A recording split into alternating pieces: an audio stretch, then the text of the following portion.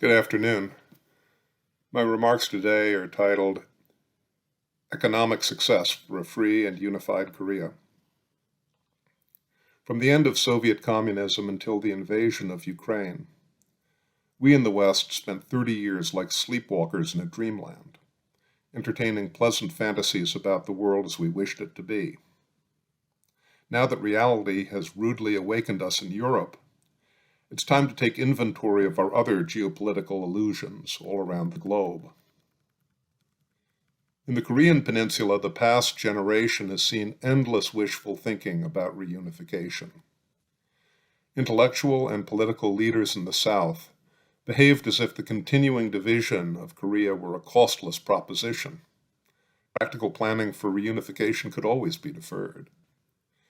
Even when they did bother to think about reunification, some serious people imagined fairy tale endings, where the North somehow reformed and enriched itself before offering its hand in marriage as a suitable partner for the South.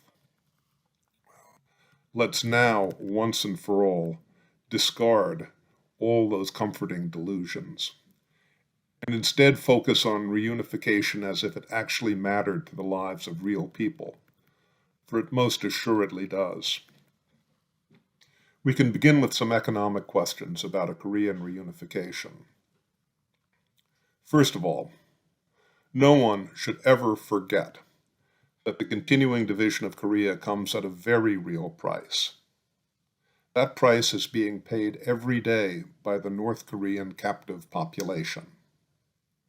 They suffer a human rights nightmare, an oppression exquisitely perfected under 3 generations of totalitarian rule by the Kim dynasty. Living standards in the immiserated South are falling ever further behind those in the affluent North, and that gap will continue to widen as long as the DPRK is in charge up there. South Koreans may be seriously mistaken to assume that continuing division of the peninsula comes at no cost to them. Why do they think Pyongyang is amassing its nuclear arsenal, building all those missiles? The North has a game plan, and it does not include an indefinite peaceful partition. Those who price the North Korean threat around zero may be making a fateful economic miscalculation.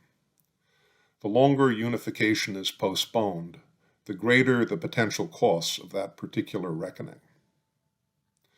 Secondly, South Korea and her allies need to undertake the hard intellectual work to maximize the odds of a successful Korean reunification.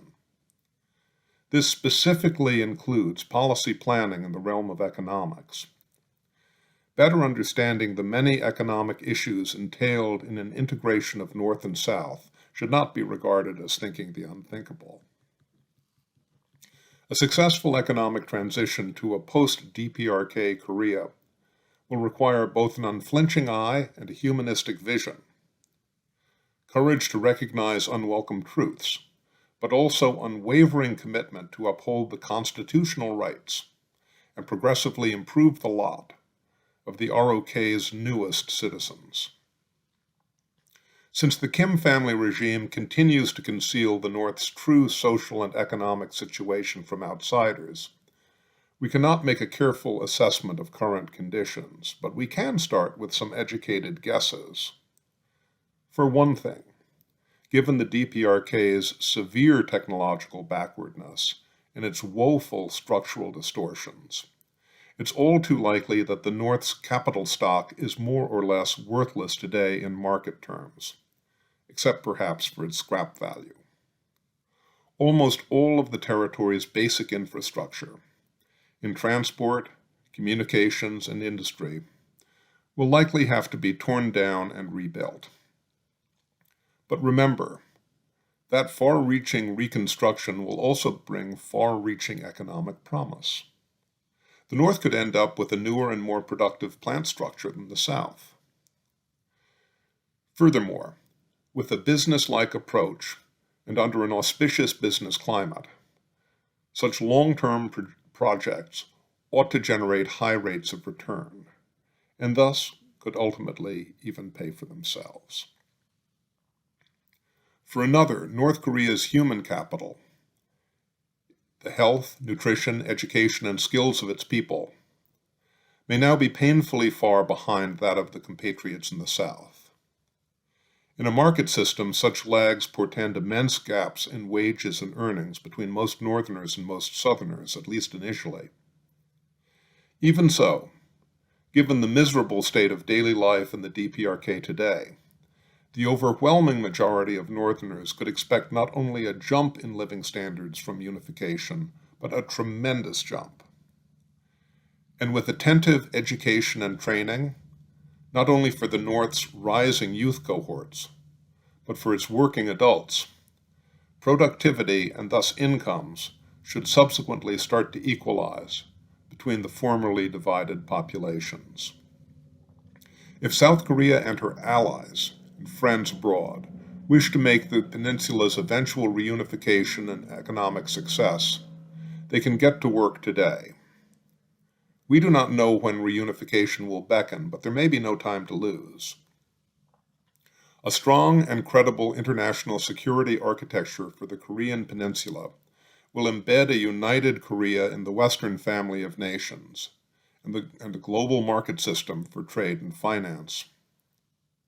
Such a geopolitical commitment will not only reduce military and political uncertainties, but economic ones.